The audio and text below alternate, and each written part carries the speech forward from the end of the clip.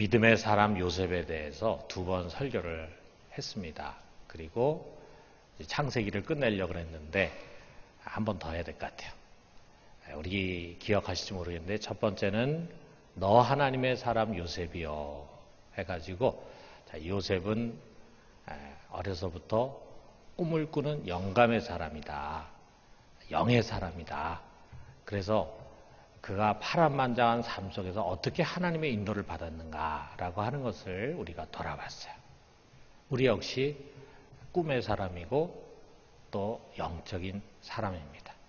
또 지난번에는 신실한 사람 요셉을 통해서 신실함이 무엇인가, 우리를 부를 때 성도들 곧 하나님 앞에 신실한 자들이라고 이렇게 부른다고 했는데, 자, 우리는 모두가 다 신실한 사람들이어야 하는데 어떻게 해야 신실한 것인가, 이거를 우리가 요셉에게서 좀 배워보자 해서 우리가 요셉을 돌아보니까 요셉은 어느 곳에 가든지 그에게 주어진 일에 신실하고 그가 만나는 사람들에게 신실하고 그리고 하나님께 신실한 사람이었다 이거죠.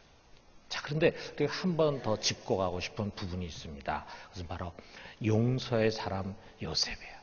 저는 이것을 통해서 이 용서라고 하는 문제를 좀 짚고 싶습니다. 사실 여러분 우리가 잘 아는 것처럼 요셉은 누구보다도 상처가 큰 사람이죠.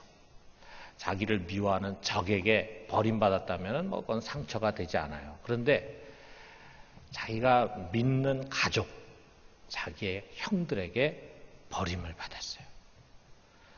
사실은 그들이 요셉을 붙잡아 죽이려고 했는데 그래도 맏형인 루벤 덕에 풀려나서 유다의 권고에 의해서 이스마엘 상인들에게 팔렸고 그들에 의해서 이제 전혀 가보지 않은 먼 나라 애굽으로 끌려가서 거기서 이제 종으로 팔리게 된 거죠.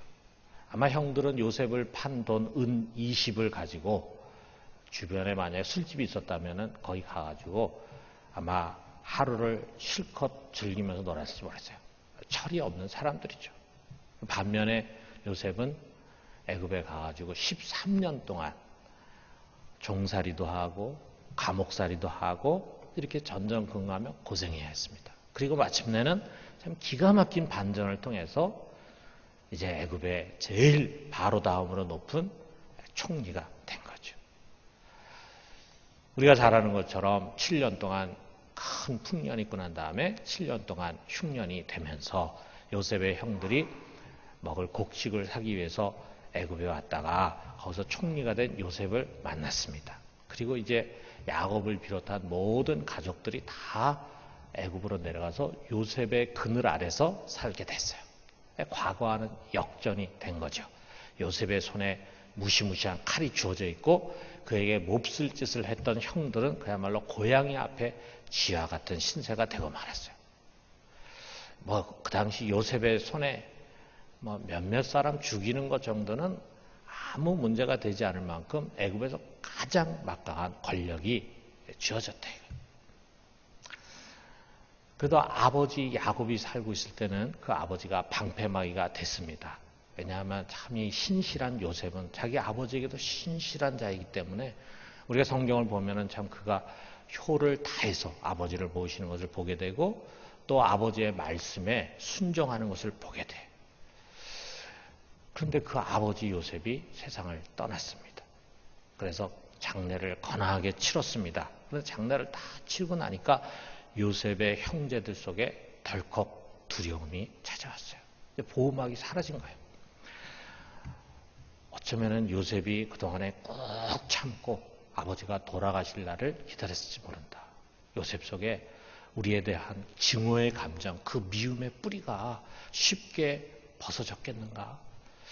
요셉이 우리를 여전히 미워하고 있는데 아버지 때문에 손대지 못하고 있다가 이제 아버지가 돌아가셨으니까 이제는 우리를 손보게 되지 않을까? 그런 두려움이 찾아왔다. 위기의식을 느낀 형제들이 다 같이 요셉 앞에 나가서 용서를 구합니다. 그리고 아버지가 생전에 남긴 말을 전했어요. 17절에 보니까 너희는 이같이 요셉에게 이르라. 내 형들이 내게 악을 행하였을지라도 이제 바라건대 그들의 허물과 죄를 용서하라. 아버지가 돌아가시기 전에 이렇게 가서 전화하라고 저희들에게 말을 줬습니다. 이 아버지의 말을 들으면서 요셉이 눈물을 흘리고 울자 이제 용기를 얻은 형제들이 그 앞에 납작 엎드려가지고 우리는 당신의 종입니다 하면서 자비를 구했습니다. 그때 요셉이 그들을 향해서 이렇게 대답했어요. 여기 19절에서 22절에 보니까 두려워하지 마소서. 내가 하나님을 대신하리까. 당신들을 나를 해하려 하였으나 하나님은 그것을 선으로 바꾸사 오늘날과 같이 많은 백성의 생명을 구원하게 하시려 하셨나니 당신들은 두려워하지 마소서. 내가 당신들과 당신의 자녀들을 기르리이다. 용서를 선포하는 거죠. 어쩌면 이런 공식적인 자리가 한 번도 없었을지 몰라요. 그런데 이제 형제들이 그 앞에 와서 엎드려서 자기의 죄를 사죄하고 용서를 구할 때 이제 요셉이 이 용서를 선포하는 거죠. 이것으로 이제 정말 그들에게 요셉은 용서를 선포하고 그들은 용서를 받은 거죠. 근데 용서를 선포할 뿐만 아니라 그들과 그들의 자녀까지 자신이 책임을 지고 지켜주고 기르겠다고 하는 것을 약속하면서 우리 뒤에 보니까 간곡한 말로 그들을 위로했다 그랬어요. 오히려 위로했습니다. 걱정하지 마십시오. 두려워하지 마십시오. 내가 당신과 당신의 자녀들 아무 문제 없이 애굽에서 살 수 있도록 도와주겠습니다. 그래서 요셉은 110세까지 살았습니다. 그러면서 증손자까지 봤어요. 3대 일기까지 후손들을 보았습니다. 그러는 사이에 이 이스라엘 족속들은 애굽 땅에서 왕성하게 번성해 나가게 되고 훗날에 거대한 민족을 형성할 수 있게 된 것입니다. 애굽에 간 사람 숫자가 전체 그 당시에 70명 정도가 됐는데 아마 요셉이 살아있는 가운데 수백 명 넘게 아마 1000명에 가까이 이를 만큼 많이 번식했을지 몰라요. 그러고 난 다음에 이제 430년이 지나가면서 이제 수백만 명의 이스라엘 민족이 된 거죠. 자, 여러분 오늘 우리는 참 이 아름다운 용서의 장면을 마주하게 됩니다. 요셉의 믿음과 인격이 아름답게 빛나는 감동적인 장면이에요. 용서. 자, 오늘 우리가 이 용서라고 하는 것을 오늘 말씀을 통해서 돌아보게 되는데 오늘 우리 중에 어느 누구도 이 용서가 쉬운 것이라고 말할 사람은 아무도 없을 것입니다. 우리가 좀 나이가 들면 들수록 자기도 모르게 이 미움의 뿌리가 이렇게 깊어질 수 있습니다. 살다 보면은 상처를 주고받는 일들이 많이 생겨요. 그런 것들이 이제 다 용서하고 용서받고 해가지고 깨끗하게 치유가 되면 좋은데 소화되지 못한 채 우리 속에 차곡차곡 쌓여져 갑니다. 그래서 등을 지고 살고 다시 보고 싶지 않은 사람들이 더 많아져 가게 돼요. 아예 그런 사람들이 멀리 떠나서 평생 만나지 못한 사람이면 그래도 괜찮은데 그런 사람들이 매일 가정에서 또는 직장에서 또는 교회에서 마주한다면 또는 종종 이렇게 큰 명절이라든지 이럴 때 친인척들의 모임에서 마주친다면 얼마나 힘들겠습니까? 그런데 여러분 우리가 보면은요 좀 용서하지 못한 만큼 우리 속에 미움의 뿌리가 이렇게 만들어지는 거예요. 그리고 그 미움의 뿌리가 있는 곳에서는 우리가 진정으로 행복할 수가 없어요. 참 미움이라는 게 이 상처를 나에게 입힌 상대방에게가 아니라 상처받은 우리 자신의 피를 빨아먹는 기생충이라 그죠. 미움이. 그 증오의 감정이라고 하는 것이 우리 영혼을 아주 어둡고 축축한 감옥에 가둬놓고 불행하게 만들게 됩니다.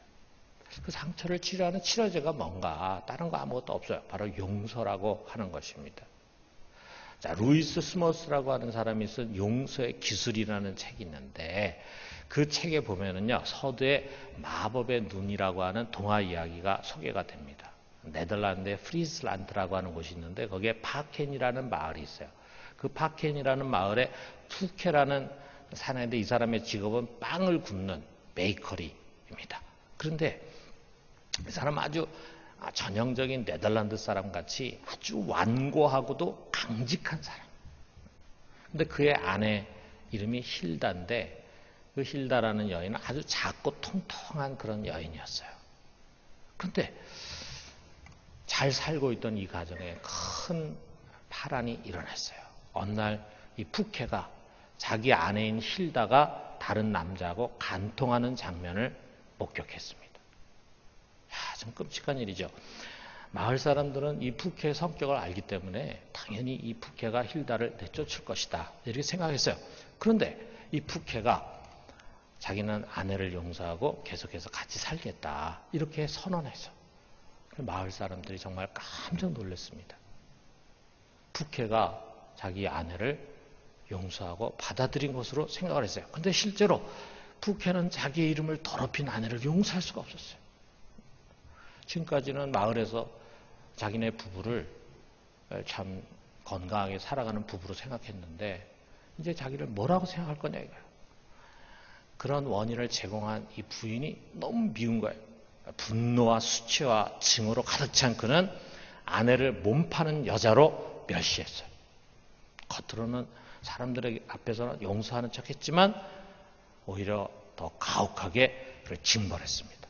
그런데 푸케가 이 아내를 향해서 증오심을 품을 때마다 천사가 내려와 가지고 단추 크기만한 조약돌 하나를 푸케의 심장 속에 뚝 떨어뜨렸어요.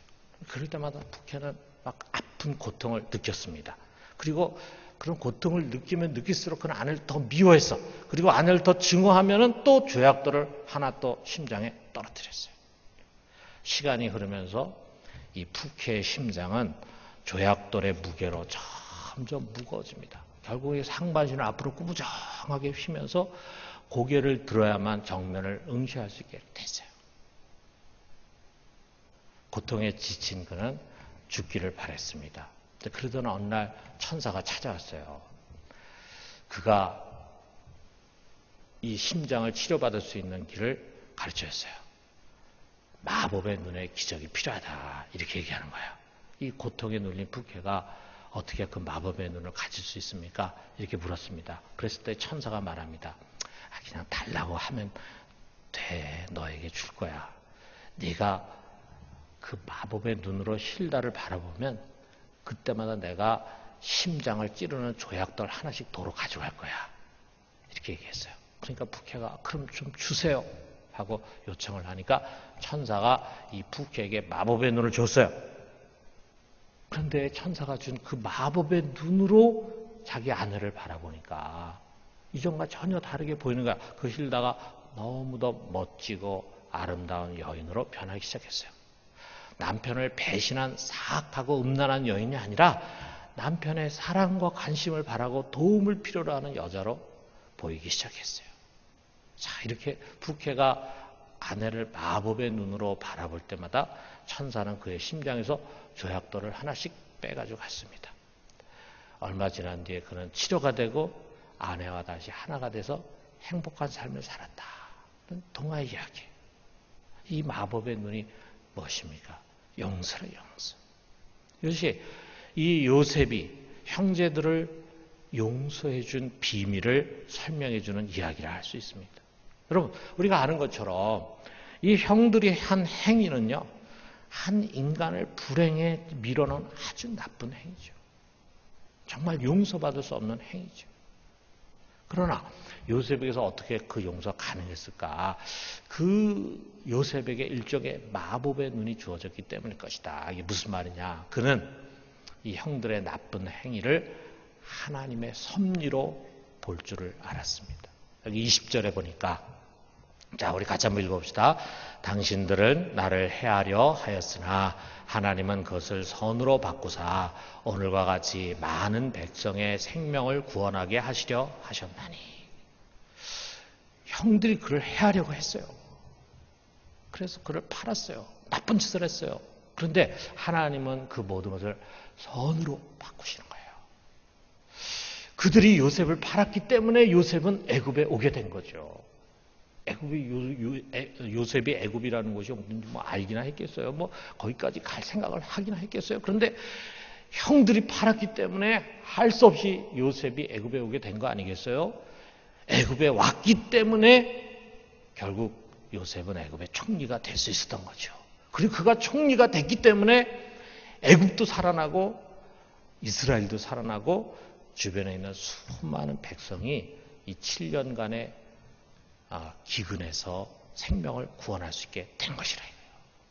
다시 말해서 여러분, 이 요셉은 자기가 살아온 인생을 하나님의 섭리의 눈으로 볼 수 있는 사람이었어요. 그 섭리는 요셉뿐만이 아니라 많은 사람들을 구원하시려고 하는 하나님의 자비의 뜻이었습니다.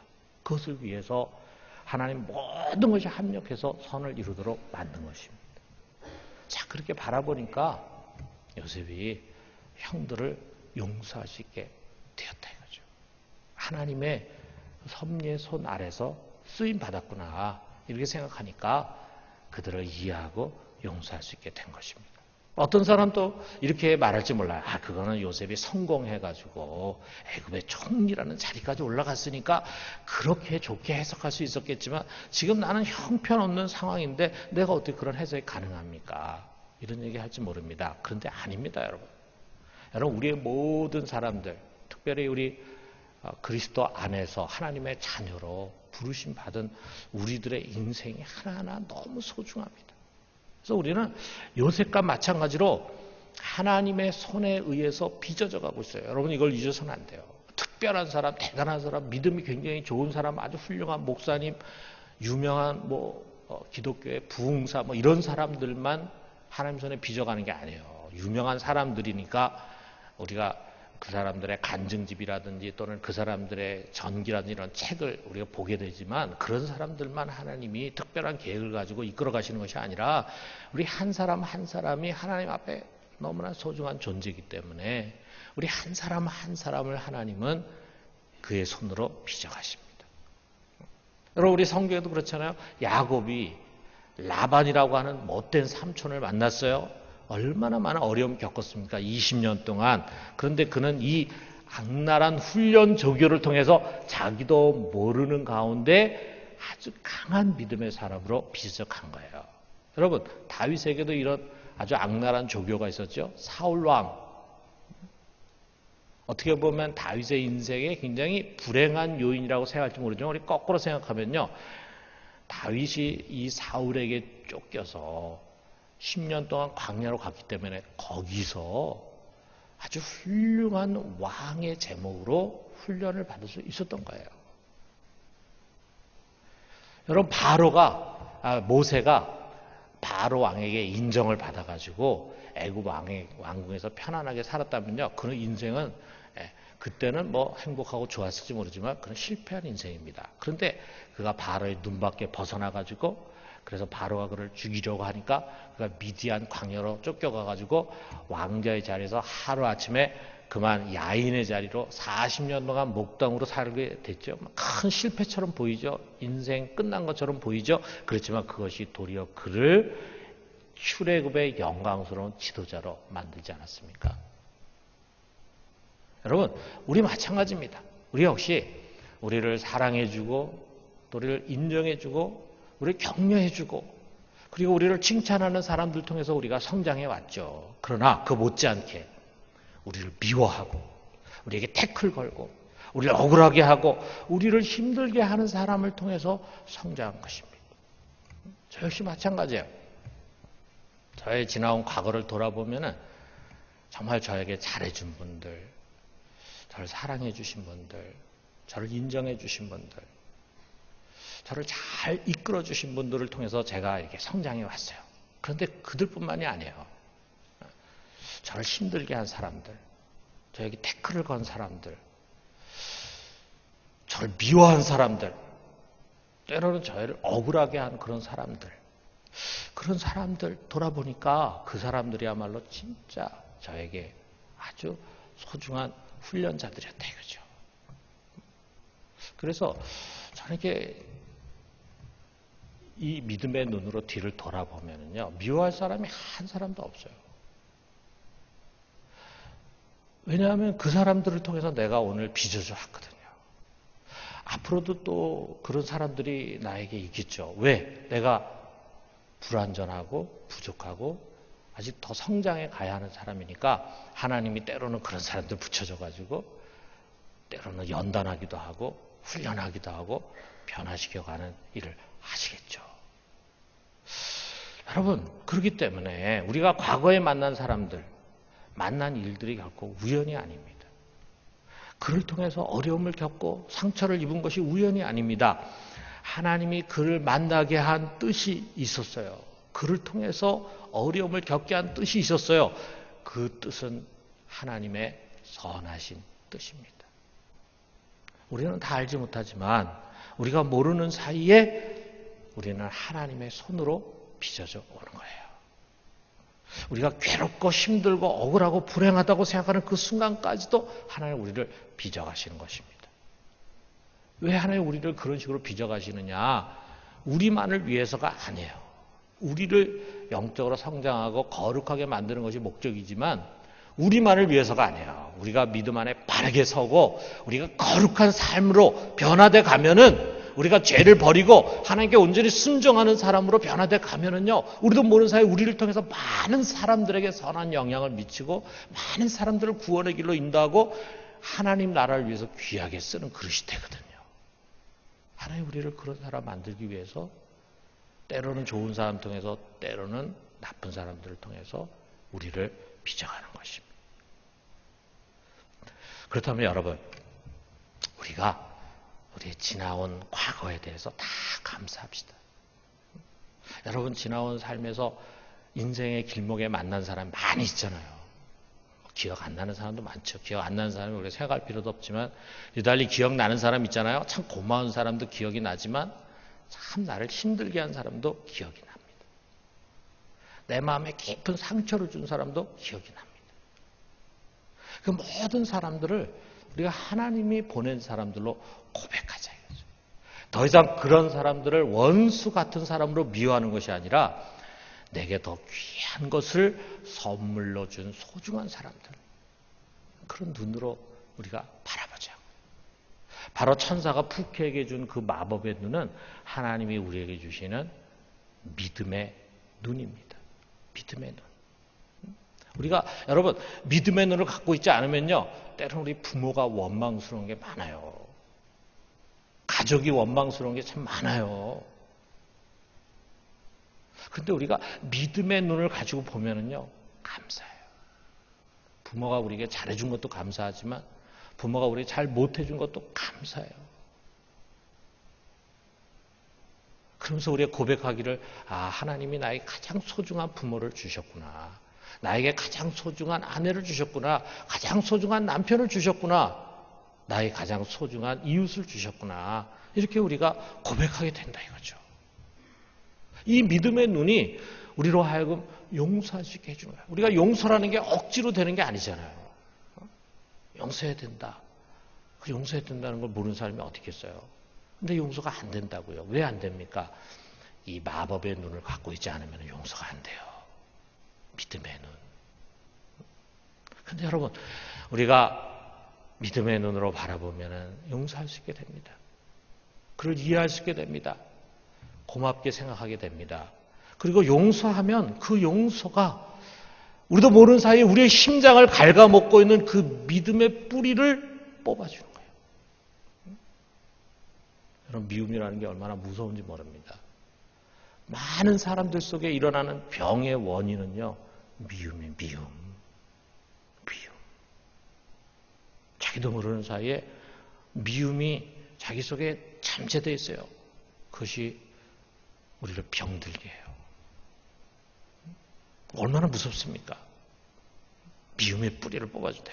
여러분, 만약에 요셉이 형제들을 용서하지 못했다면요, 그는 애굽의 총리의 자리에서 온갖 권력을 누리고 부귀영화 누리고 산의 진미로 매일 배불리 먹는다 해도요, 그는 결코 행복하지 못했을 것입니다.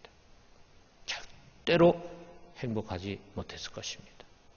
그러나 그의 용서는 다른 누가 아니라 바로 요셉 그 자신을 행복하게 해줬습니다. 그리고 그의 용서는 형제들과 온 가족들을 안심시키고 그들을 또 행복하게 해줬어요. 그리고 화목하고 평안한 가운데 이스라엘 민족이 막 퍼져나가면서 애굽에 뿌리를 내리게 된 것입니다. 그렇습니다. 여러분, 행복은 여기서 시작합니다. 여러분, 우리가 아무리 많은 것을 소유한다 할지라도 그 속에 미움의 뿌리가 있는 사람은 행복할 수가 없습니다. 행복은 사람을 용서하는 데서 시작합니다. 우리가 참 신앙생활 하면서도 보면 제가 우리 교우들도 이렇게 보면은요, 참 병이 많아요. 사람에 대한 미움의 감정을 치유받지 못하는 게 너무 많아요. 그 미움의 감정이 잘못된 것인 것조차도 모르는 경우들도 너무 많아요. 그것이 잘못된 건지 알면서도 그것을 벗어버리지 못하는 경우가 너무 많아요. 예배도 드리고 말씀도 보고 하면서도 불구하고 우리가 하나님의 은혜로 충만하지 못하는 것은 우리 속에 용서하지 못하는 것이 너무 많기 때문에 여러분 무조건 용서합시다. 그 사람을 위해서 이전에 나를 위해서 용서해요. 나를 힘들게 한 그가 요셉의 형들처럼 와가지고 무릎 꿇고 용서를 빌지 않아도 용서해요. 여러분, 그 사람이 무릎 꿇고 내가 잘못했습니다, 용서해 주십시오, 그러면 용서하기 쉽죠. 그런데 우리 주위에 많은 경우, 대부분의 경우는요, 자기가 잘못했는데도 불구하고 잘못한 걸 모릅니다. 여전히 자기 잘못을 깨닫지 못해.